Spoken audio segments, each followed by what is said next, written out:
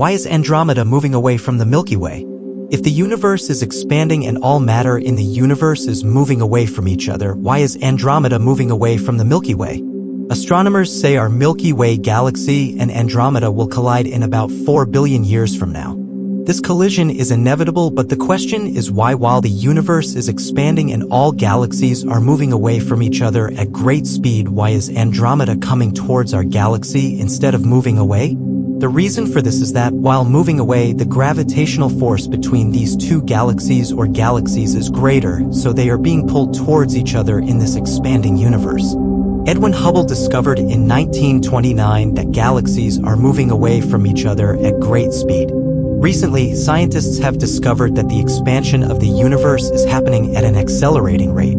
The farther the galaxies are from each other, the faster they are moving away. As of 2013, NASA stated that the expansion speed is 70.4 kilometers per second per megaparsec. The galaxy is moving away from us at a speed of 22,000 kilometers per second due to the expansion of the universe at a distance of 100 billion light years. That means moving away at 7% of the speed of light. Then a galaxy 100 million light years away is moving away at a speed of only 2,200 kilometers per second. And Andromeda is only 2.5 million light years away from us.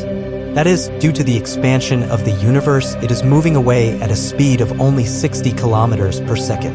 But there is a much greater gravitational force at work between our galaxy and Andromeda. As a result, Andromeda is not moving away, but is rushing towards us at 110 kilometers per second, and the collision of the two galaxies will one day create a hybrid galaxy.